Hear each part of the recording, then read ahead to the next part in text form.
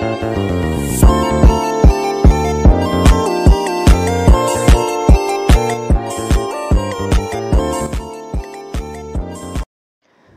semuanya, perkenalkan kembali aku Steviano Wicaksono dari Prodi MAP. Kali ini aku akan bahas soal nomor 6 pada soal ujian akhir semester tahun 2023-2024.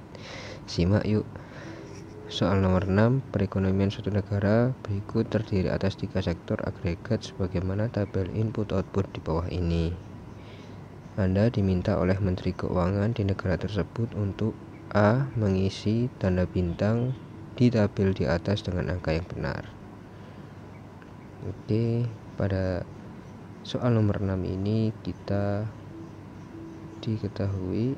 diberikan informasi suatu tabel IO atau tabel input output yang terdiri dari 3 sektor agregat, yaitu pertanian, tambang, manufaktur, jasa.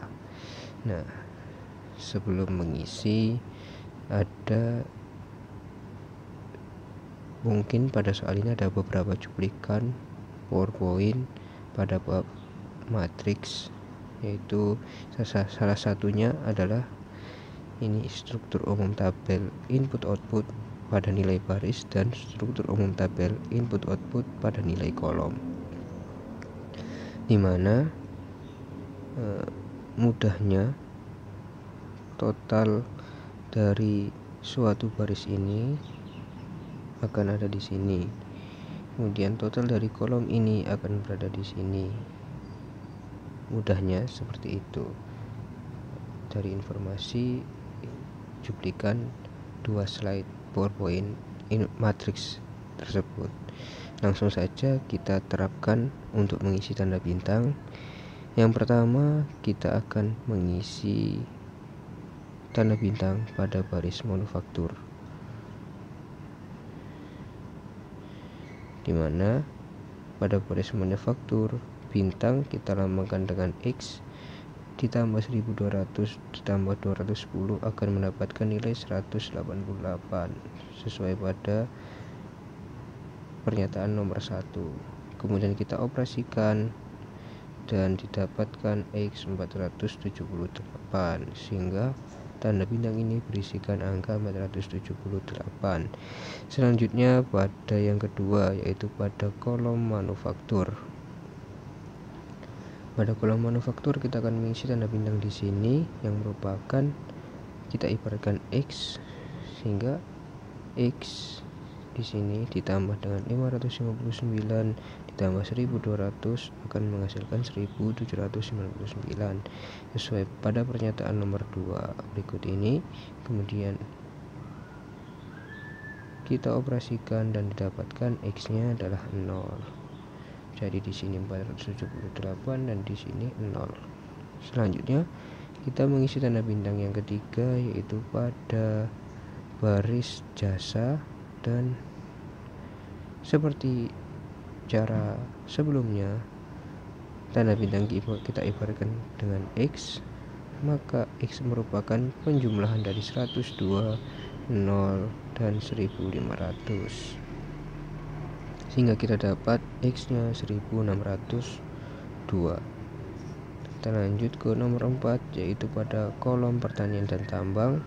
Tanda bintang di sini kita ibaratkan X, di mana X merupakan penjumlahan dari 170 ditambah 478 ditambah 102 sesuai pada pernyataan nomor 4.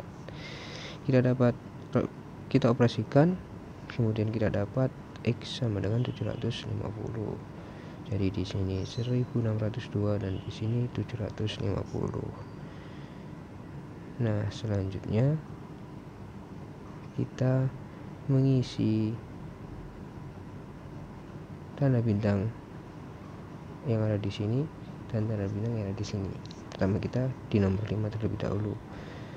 Konsepnya hampir sama dengan nomor sebelumnya, cuman di sini hanya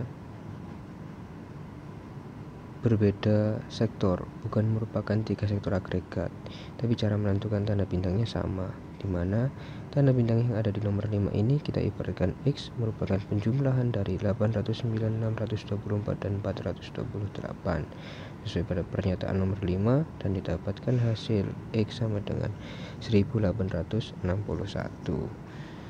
Dan pada nomor 6 tanda bintang di sini kita ibaratkan X yang merupakan di mana X atau tanda bintang tersebut ditambah 242 ditambah 1373 akan menghasilkan nilai 8378, di mana kita operasikan pada nomor 6 ini dan didapatkan X sebesar 4603. Nah, selanjutnya untuk nomor 7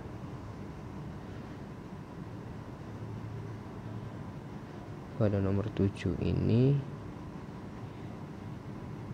tabel input ini merupakan penjumlahan dari total permintaan antara dan total nilai tambah, di mana tanda bintang seperti biasa kita ibaratkan X merupakan penjumlahan dari 1799 ditambah 1861 dan didapatkan X sebesar 3660.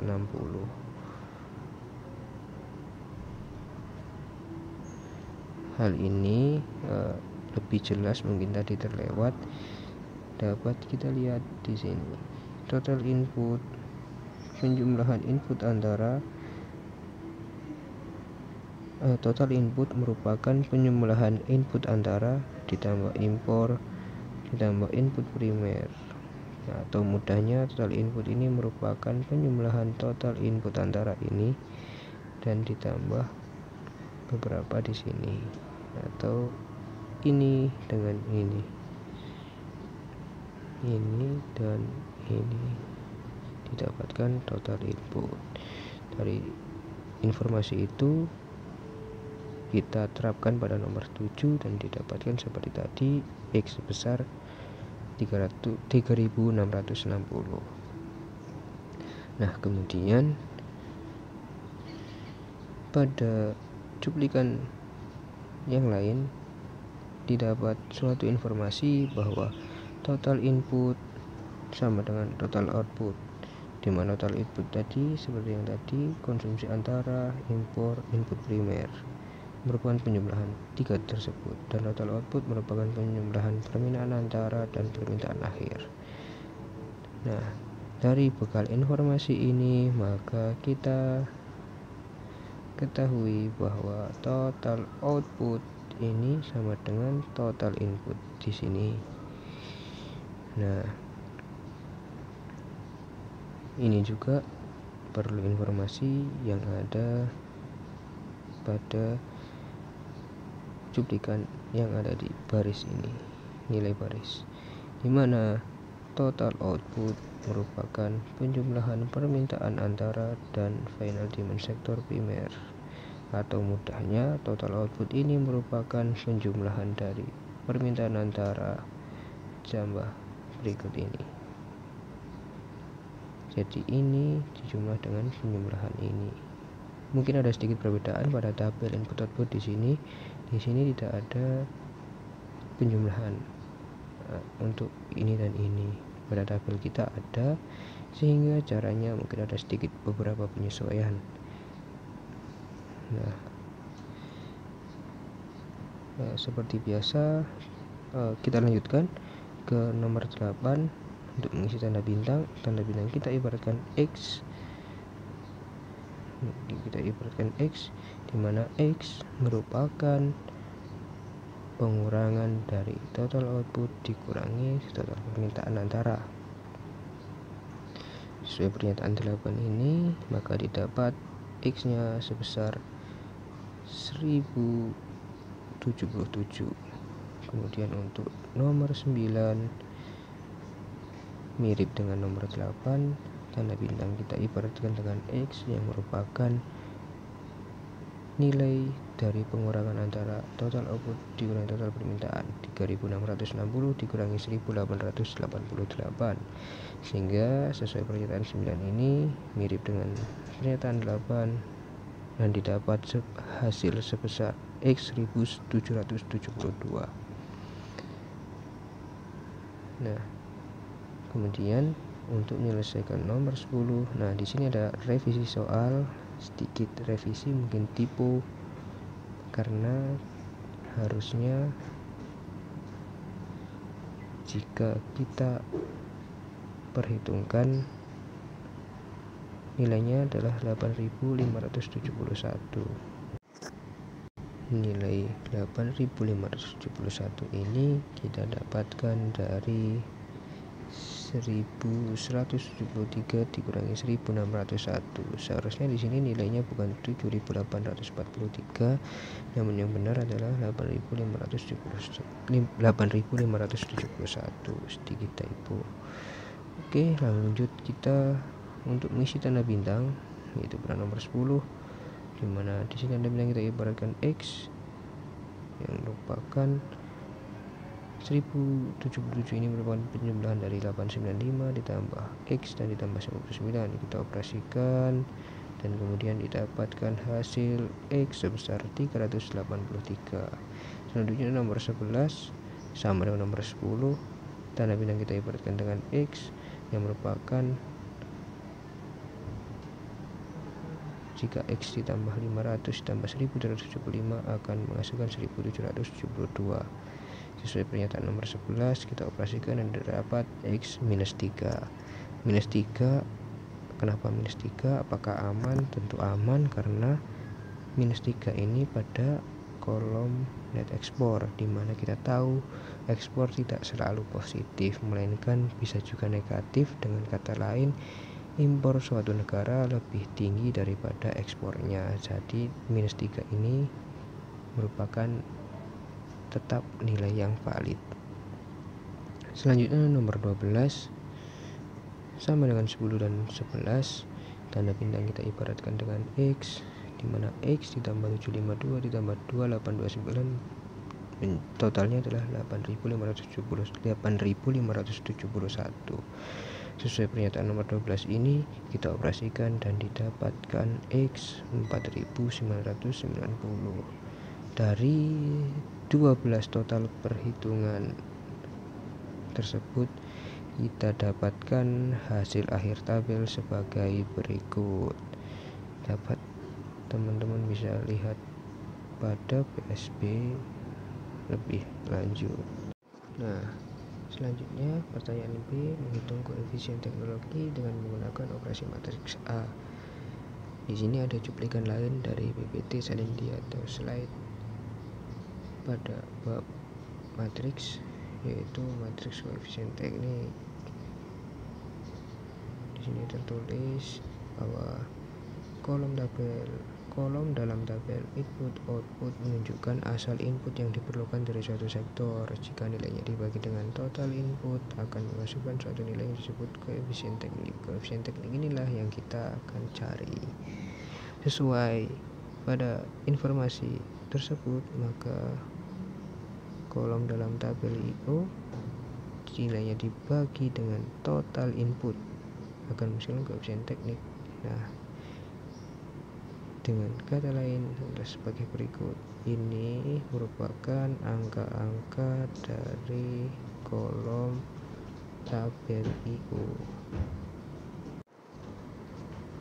Nah, angka-angka tadi kita bagi dengan total input. Seperti yang kita tahu, ini di sini kolom angka-angka dari kolom tabel input kita bagi dengan total input. Jadi didapatkan suatu matriks A adalah sebagai berikut. Kita sederhanakan menjadi seperti ini. Nah, jadi koefisien tekniknya sudah diketahui masing-masing. Jadi jawaban dari koefisien teknik adalah berikut ini. Selanjutnya pada soal yang C, memilih satu, yaitu untuk menghitung backward linkage atau forward linkage. Sebelum menyelesaikan C, kita harus tahu dulu definisi dari backward linkage dan forward linkage, di mana backward linkage menunjukkan menunjukkan seberapa besar ketergantungan suatu sektor terhadap input dari sektor-sektor lain. Sektor dengan backward linkage tinggi berarti sektor tersebut memerlukan banyak input dari sektor-sektor lain untuk memproduksi output. Kemudian, sedangkan forward linkage mengacu pada bagaimana output dari suatu sektor digunakan oleh sektor-sektor lain sebagai input. Sektor dengan forward linkage yang tinggi berarti output tersebut menjadi input bagi sektor-sektor lain.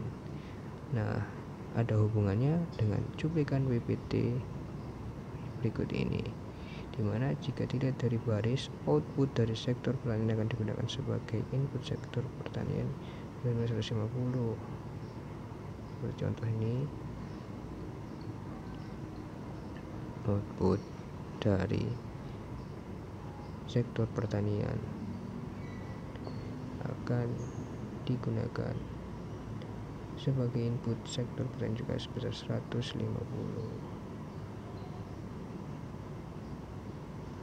Nah, dari kolom juga dapat dilihat informasinya, yaitu dalam proses produksi sektor industri memerlukan input dari sektor pertanian. Sektor industri memerlukan input dari sektor pertanian sebesar 225. Ini dari kolom dan ini dari baris, sehingga ada keterkaitan antara backward forward linkage dengan baris dan kolom.